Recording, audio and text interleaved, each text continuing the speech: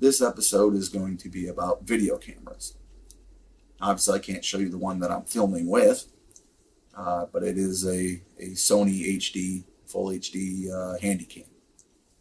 I tend to like using the flash card memories because they're interchangeable and it won't actually hurt the camera. If you have a hard drive camera, walking around in the woods and bouncing around and potentially dropping it and stuff, you can really damage the hard drive that's inside them. And once those go, then all the electronics go and it pretty much ruins and your camera's dead.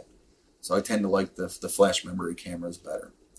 Now, the full HD aspect, obviously, most cameras are these days, are the newer ones, but you really have to make sure that you get those type of high quality cameras, because the lesser quality obviously is going to mean worse evidence. Alright, so one of the greatest things and mysteries about Bigfoot is, why are they always blurry?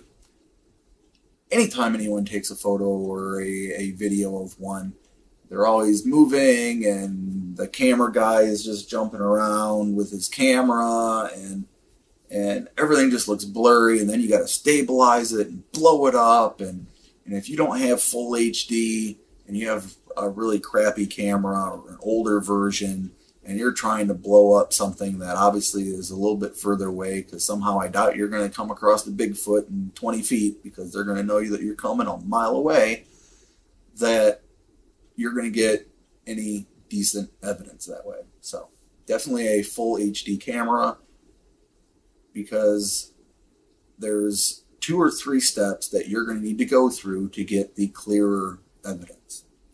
And that's step 1. Get a HD camera or camcorder, because that's obviously going to be important to be able to film in high quality. Another thing is to set your quality that high on the camcorder. Just because it goes up to that much, most people still just videotape, 720 or lower, and it's just like, well, why? And, you want to get the clearest image. Buy the larger SD expansion card to put in it. They're pretty cheap these days. You can get a really, really high speed 32 gig for like under $50. So you can really make it high quality without having to lose your memory. The second thing that really blurs pictures is the stability factor. If you're holding it handheld and you're running around each time you take a step and it's bouncing and the terrain's not flat gravel, it's rocky, it's muddy, it's that when you replay that and watch those back, sometimes it's hard to watch something like that. I mean, it really gets you seasick. It'll get you seasick, but it's just tough on the eyes. So even your reviews are a little hard to take, and because you're bouncing around, that you might see something in the background that you didn't see when you were walking, and you're like, well, what was that? And oh, it's out of frame. Oh, maybe that was it in frame, and the back and forth that goes, and it's just like you need that stability. That if you're going to blow something up and see if it's a Bigfoot, you're going to need a still video of it. And one of the big questions, obviously, then you're going to ask is, well, how would you get that if that's the case? And I use one of these. This is a monopole. Obviously, it can extend out. You can actually use this as a walking stick if you wanted. Alright, but for the most part, you can sit here and walk with it with the window open, and you're sitting there and you can, much more stable. Even if it's not all the way to the ground, holding it like this is going to be a lot more stable, and you can get a much more smoother image than if you're trying to hold it like that without the pole. So definitely use a monopole.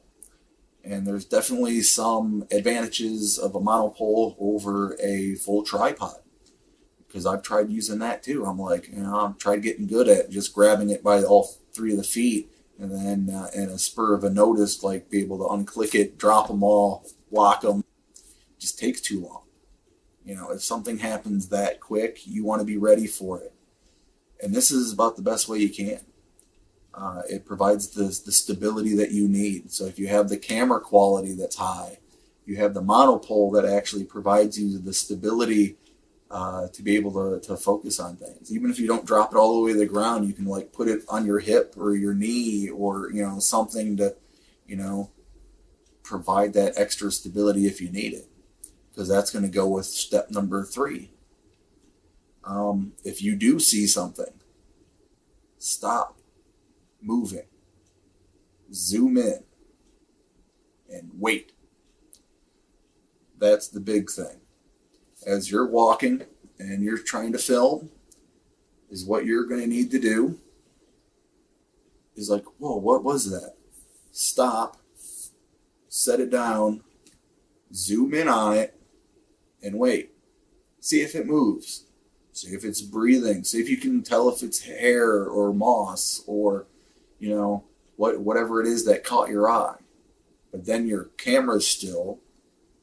You're zoomed in on it to try and get the close-up. So if it does move or turn around and there's its face, then you got it. Congratulations. But then the best evidence is going to come because you're still and you have a high-quality camera. Or at least a full HD camera. So that's going to get you the evidence right there. But if you zoom in and wait, and it doesn't really move, or you couldn't identify what it really is yet, I would say zooming back out, make it more of a panoramic view, and then try and hold it as steady as you can and walk towards it. Because you want to investigate everything that you see that you're unsure of. If you don't know what it is, it could be a Bigfoot. Investigate it. See what it is, whether it is or it's not. More often than not, it's going to be a tree stump or something like that. But you don't know until you go up to it. Until you can identify it, it's an unknown. And why go that far? That might have been the only unknown thing that you saw all day. But yet, you just didn't take that extra 10-minute walk to actually investigate it. Doesn't make a whole lot of sense. All these other people that, videotape one and it's way off in the distance and they have to circle it with a red line and blow it up and, that way you can see that there's this blurry image way out there. It's like, but if you don't go and investigate and show me the rest of the video clip of what happened when you went to go investigate it, it looks like you walk up towards it. Well, why didn't you?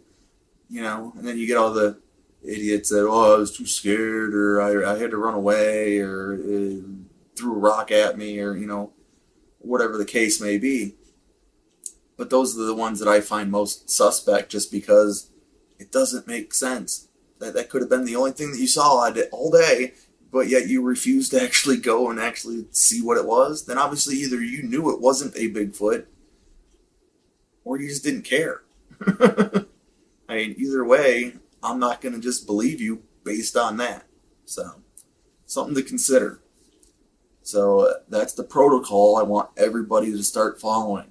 But if you're videotaping something and you happen to see something that you're just unsure what it is, or you heard movement, stop. Zoom in. Pan around, find out what your subject is or what you're trying to accomplish, or, what you're trying to get. Zoom in on it and wait. See if you can't wait it out. If it don't move and you still can't know what it is, zoom back out and then start moving forward a little bit. Try and chase it down, get it to move. Because let me tell you, the closer you get to something and if it don't move, it's fault. It's stupid. Maybe you got a stupid Bigfoot and you can get the best footage because you can sneak up on it. Which I doubt, but that's what you have to do to figure out what it is. You will never sneak up on a Bigfoot. Especially at night. We are some clumsy creatures when it comes to walking around in their woods at night. We just make way too much noise. We don't mask our smells. Most of us don't know of walking up or downwind, and there's no way that a Bigfoot would ever get surprised by us running upon it. Which is why going out and searching for them at night, I feel, is a big mistake. I feel you need to stay in one central location for the most part and draw them to you. You won't find them, but let them find you. That at least draws them in. Throw a little bonfire party, or bring a kazoo or a harmonica, a guitar, play some music. Sing, dance, have fun. That's what I've heard and have the best experience is bringing Bigfoots to you, is just by the random noises that you make, or that a nice little get together does. You'll get more evidence drawing them to you, not potentially trying to, than trying to do wood knocks and the Bigfoot screams and yells and stuff like that, trying to imitate them. If you're able to bring them to you, then it limits the area that you need to cover with all your cameras and stuff to begin with, because you only need the surrounding area around your campsite. That's all that you really need to go in, unless you know of a game trail that's a little further away that you actually want to set something up at, But for the most part, you're like trail cameras and your spy cameras and your audio recorders and stuff should relatively be pretty close to your campsite, wherever your campsite's at. That's where they're going to come into, and that's what's going to draw them into you. You trying to go after them, that's what you do during the daylight. You're trying to run across them while they're sleeping, or catching them off guard, or at least looking for the evidence that they were there for their footprints and stuff. That's what you do during the day. During the night, you draw them to you, because you're not going to find them at night out in the woods. All right, and I think that's going to conclude my little tutorial on what to do and how to properly use your video cameras. Feel free to apply this to your investigations from now on, and let me know whether you have better evidence, or at least clearer evidence, as a result of following these instructions. I think you will. I think it's definitely helped me out being an investigator and trying to gather my evidence, and I hope it helps you out. So thank you very much for watching this episode, and feel free to click on my others. Thank you.